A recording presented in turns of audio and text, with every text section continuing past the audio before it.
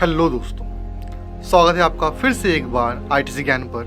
जैसा कि दोस्तों आप जानते हैं, इससे पहले हम बात कर चुके हैं कि कंप्यूटर नेटवर्क क्या होता है और टाइप्स ऑफ कंप्यूटर नेटवर्क के बारे में। आज इस वीडियो में हम बात करने वाले हैं advantage and disadvantage of computer network के बारे में। तो पहले हम एडवांटेज के बारे में बात करेंगे। पहला और मेजर एडवांटेज होता है शेयरिंग का। मैं आपको एग्जाम्पल से समझाता हूँ क्यों है शेयरिंग इतना इम्पॉर्टेंट। मान लीजिए एक ऑफिस में 10 लोग काम करते हैं। 10 लोग 10 सिस्टम में काम करते हैं और अब ऑफिस में प्रिंटर की भी ज़रूरत है। मान लीजिए ऑन एन एवरेज एक प्रिंटर की कीमत 5,000 रुपये है, तो 10 प्रिंटर की कीमत 10 × 5,000 = 50,000, मतलब नहीं 50,000 रुपये है। तो हमें ऑफिस में प्रिंटर की रिक्वायरमेंट पूरी करने के लिए 50,000 रुपये चाहिए। अगर ऑफिस में पहले से नेटवर्किंग की हुई है तो आप एक प्रिंटर को ही 10 सिस्टम से जोड़ सकते हैं। देखिए, प्रिंटर में 24 घंटे कोई काम नहीं करता। हर किसी को 1 या 2 डॉक्यूमेंट ही प्रिंट करने होते हैं और ज़्यादातर समय प्रिंटर आइडल यानी खाली रहता है। अगर हम 10 सिस्टम को एक प्रिंटर से कनेक्ट कर देते हैं तो 10 सिस्टम से प्रिंट का कमांड एक ही प्रिंटर ले लेगा। बस इतना ही डिफरेंस होगा कि अगर यूज़र 1 ने कमांड 10 बजे दिया है और यूज़र 2 ने कमांड 10:01 में दिया है, तो पहले प्रिंटर यूज़र 1 का डॉक्यूमेंट प्रिंट करेगा, उसके बाद यूज़र 2 का और इसके बाद और यूज़र का जिन्होंने उसके बाद प्रिंट का कमांड दिया है।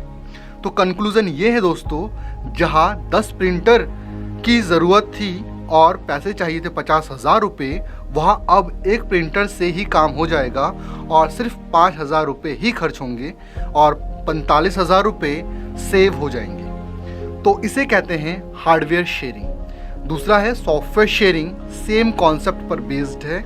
जो भी महंगे सॉफ्टवेयर है, हम हर सिस्टम के लिए परचेज ना करके एक सिस्टम यानी सर्वर के लिए परचेज करते हैं और दूसरे सिस्टम कंप्यूटर से बहुत सारे यूज़र्स को एक्सेस दे देते हैं। तो यहाँ भी हमें सिर्फ एक सॉफ्टवेयर का ही पेमेंट करना होता है।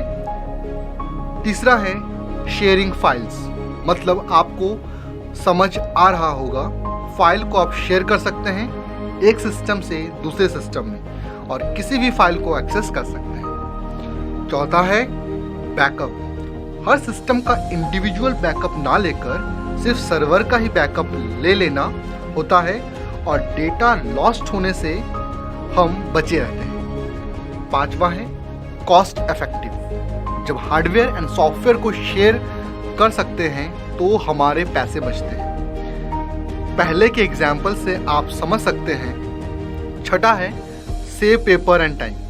देखिए, जैसा कि आप जानते हैं कि नेटवर्किंग में सबसे इम्पॉर्टेंट चीज़ है शेयरिंग। जब कोई फाइल एक लोकेशन में है और हम उसकी मल्टीपल कॉपीज़ नहीं बनाते, स्पेस और पेपर बचता है और हर सिस्टम में उसे पेस्ट करने की ज़रूरत नहीं पड़ती, तो इस काम को करने में लगा टाइम भी बच जाता है। अब हम बात करेंगे डिसएडवांटेज के बारे में। तो पहला डिसएडवांटेज है इनिशियल कॉस्ट। आपने देखा होगा कि कैसे हम नेटवर्किंग के हेल्प से पैसे बचा लेते हैं, मगर ये भी सच है कि स्टार्टिंग सेटअप में नेटवर्किंग कराने में किसी भी ऑफिस में अच्छा खासा खर्च होता है। डिवाइस परचेज करनी होती है, स्विच, हब, राउटर्स, केबल्स और टेक्निकल पर्सन्स जिसे कि ये काम आता है, ये सब खर्चीले हैं। दूसरा है एडमिनिस्ट्रेशन का। देखिए, अभी मैंने आपको जो एग्जांपल दिया था थोड़ी देर पहले 10 सिस्टम का, ये नंबर जो कि बड़े कंपनी और ऑर्गेनाइजेशन में बहुत ज़्यादा हो सकती है, 100 भी हो सकती है और 500 भी हो सकती है, डिपेंड करता है कंपनी कितनी बड़ी है। अब जब लोग काम करते हैं तो प्रॉब्लम भी आती है।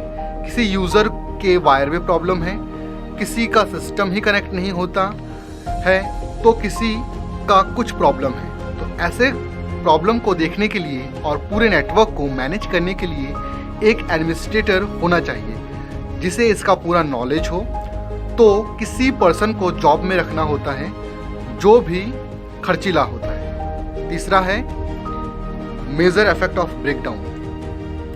देखिए, अगर सर्वर में कोई प्रॉब्लम आ जाए तो सारा काम बंद हो जाता है और किसी हार्डवेयर जैसे प्रिंटर को जो कि सारे सिस्टम से कनेक्ट है। अगर प्रिंटर में कोई प्रॉब्लम आती है तो इसका इफेक्ट पूरे नेटवर्क में, पूरे काम पर पड़ता है। चौथा है वायरस का।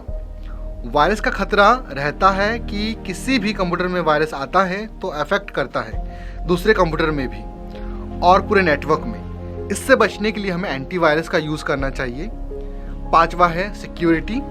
सिक्योरिटी का खतरा भी ज़्यादा होता है, खासकर लार्ज नेटवर्क में। कोई भी हैकर इजीली किसी क्लाइंट के थ्रू सर्वर को एक्सेस कर सकता है, इसीलिए फायरवॉल का यूज़ करना चाहिए जिससे हम इन चीज़ों से बच सके। आज के लिए इतना ही दोस्तों। अगर वीडियो पसंद आया है तो लाइक, कमेंट, शेयर जरूर करें। चैनल पर नए हैं तो सब्सक्राइब करें और बेल आइकन को प्रेस करना ना भूलें। मिलते हैं अगले वीडियो में, तब तक के लिए बाय।